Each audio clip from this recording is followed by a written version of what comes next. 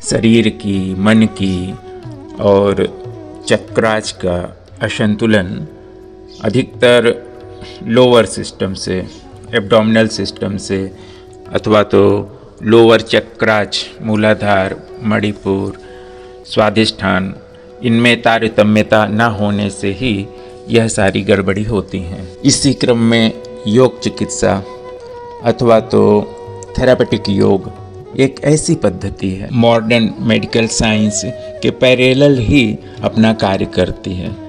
अर्थात जहाँ पर प्रेशर आ रहा है उससे संबंधित जो ऑर्गन हैं उस पर क्या प्रभाव पड़ रहा है, जो कॉम्प्लिकेशंस हैं उसमें कितना सुधार आ रहा है, और सबसे बड़ी बात बहुत ही जल्दी आप अधिक फ्लेक्सिबिलिटी प्राप्त करते हैं, क्योंकि स्ट्रेचिंग्स बहुत एक्सट्रीम वे में आप वॉल के सपोर्ट से कर पाते हैं। और भी टूल्स होते हैं लेकिन यह सहज उपलब्ध होता है।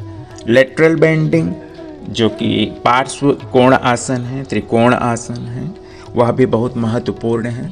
और साथ ही साथ जो स्प्लिट्स हैं, जो तितली आसन के साथ साथ जो पूरे पैरों को थाई से खोलने का एक प्रयोग है, वह भी बहुत ईजिली यहाँ पर करके बताए हैं। शोल्डर ब्लेड्स और जो चेता तंत्र है जिसको नर्वस सिस्टम बोलते हैं, वह तो इसके साथ जुड़ा हुआ ही है।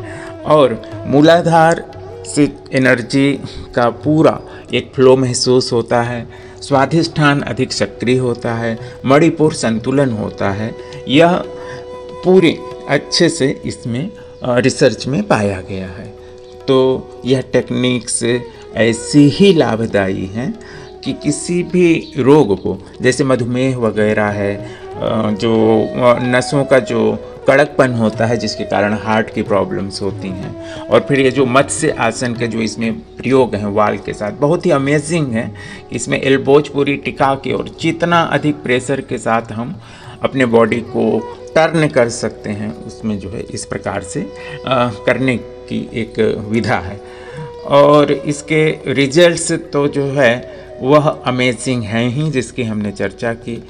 और होल्ड करना आवश्यक होता है, डीप ब्रीदिंग आवश्यक होती है, और बारंबार जो बंध लगाने का जो एक है मूलाधार चक्र को ऊपर, मूलाधार चक्र मतलब कि इनेस को, गुदा स्थान को और मूत्र इंद्रियों को ऊपर खींचकर और सांस को बाहर छोड़कर जितना आप इसका फील करें उतना ही अधिक आपका एनर्जी लेवल बूस्टअप होता है। और सबसे बड़ी बात यह है कि यह आपकी जो आंतरिक जगत है उससे जोड़ता है, और जिसके कारण आपकी एकाग्रता बढ़ती है। आपको जो सहज एक जो नित्य ध्यान, निरंतर ध्यान, वह घटित होता रहता है, और विचार कम हो जाते हैं, थॉटलेसनेस आती है, और बहुत सारी जो संवेदनाएं हैं वह भी इसमें मर्ज हो जाती हैं, संतुलित हो जाती हैं, रूपांतरित हो जाती हैं। और किसी भी योग का यह एक एडवांटेज होता ही है। और यह जो आप देख रहे हैं यह पूरी तरह से इस समय स्प्लिट इसमें जो है लगी हुई हैं, क्योंकि पूरा जो है अभ्यास यह तितली आसन में किया गया है, जिसमें बटरफ्लाई पोज में जो बैठते हैं उसमें ही यह पूरा अभ्यास का क्रम किया गया है।